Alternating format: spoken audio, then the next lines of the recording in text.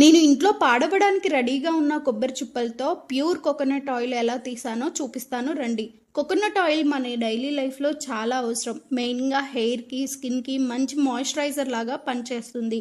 ఈ వీడియోలో coconut oil ఎలా చేసుకోవాలో చూపించడంతో పాటు ఈ ఆయిల్ వల్ల మనకి ఎన్ని లాభాలు ఉన్నాయో ఫుల్గా తెలుసుకుంటారు.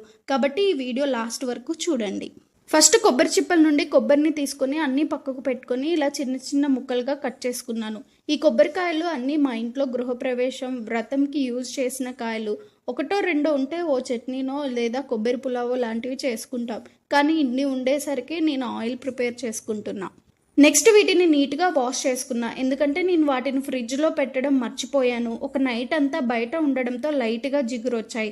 అందుకే వాష్ చేసుకుంటున్నాను. మీ దగ్గర ఫ్రెష్వి ఉంటే కడగాల్సిన అవసరం లేదు.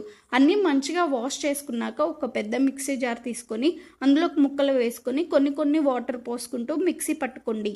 నెక్స్ట్ ఒక మంచి ఇలాంటి పల్చటి క్లాత్ తీసుకొని నేను చూపించినట్టు ఒక గిన్నెకు కానీ మీ దగ్గర ఇలాంటి పెద్ద బాక్స్ ఉంటే అందులోకి వడకట్టుకోండి. ఎందుకంటే దాంతోటే క్యాప్ పెట్టుకొని డైరెక్ట్గా ఫ్రిడ్జ్లో పెట్టుకోవచ్చు. ఇలా కొబ్బరి పాలు అన్నీ తీసి క్యాప్ పెట్టి ఒక నైట్ మొత్తం ఫ్రిడ్జ్లో పెట్టండి. అప్పుడు మంచిగా పాలల్లో క్రీమ్ అంతా పైకి వచ్చి వాటర్ అన్నీ కిందికి వెళ్ళిపోతాయి. నెక్స్ట్ డే చూస్తే ఇలా క్రీమ్ అంతా పైకి వచ్చి గడ్డలాగా వస్తుంది. దాన్ని ఇలా మందంగా ఉండే కళాయిలో వేసుకొని మీడియం ఫ్లేమ్లో పెట్టుకొని మరిగించాలి. క్రీమ్ అంతా కలుపుతుంటే మళ్ళీ ఎక్కడ పొంగుతుందో అని నేను కొంచెం వేరే గిన్నెలో తీసుకున్నా. ఇలా రెండు ఒకేసారి కలుపుకుంటూ ఉన్నా స్లోగా. సో ఇది సేమ్ గీలానే మెల్లిగా చేసుకోవాలి. కోకోనట్ ఆయిల్ డైలీ లైఫ్లో చాలా యూజ్ అవుతుంది. మెయిన్గా మన హెయిర్కి అందరూ ఈ ఆయిలే యూజ్ చేస్తూ ఉంటారు. కానీ చాలామంది పెద్దగా అవసరం లేదు అనే అపోహలో ఉంటారు. మనం హెయిర్కి ఆయిల్ పెట్టకపోతే హెయిర్కి మాయిశ్చరైజర్ అందక డ్రై అయిపోయి రాలిపోతూ ఉంటుంది. కాబట్టి ఖచ్చితంగా వీక్కి 2 సార్లు అయినా పెట్టండి. సో ఇది సేమ్ గీలానే మెల్లిగా చేసుకోవాలి. కోకోనట్ ఆయిల్ డైలీ లైఫ్లో చాలా యూజ్ అవుతుంది. మెయిన్గా మన హెయిర్కి అందరూ ఈ ఆయిలే యూజ్ చేస్తూ ఉంటారు. కానీ చాలామంది పెద్దగా అవసరం లేదు అనే అపోహలో ఉంటారు.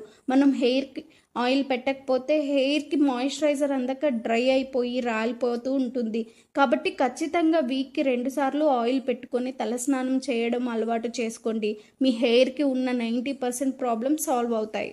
నెక్స్ట్ స్కిన్కి కూడా కోకోనట్ ఆయిల్ చాలా మంచిది. అసలు మీరు అబ్జర్వ్ చేస్తే కేరళ వాళ్ళ స్కిన్, హెయిర్ చాలా బాగుంటుంది.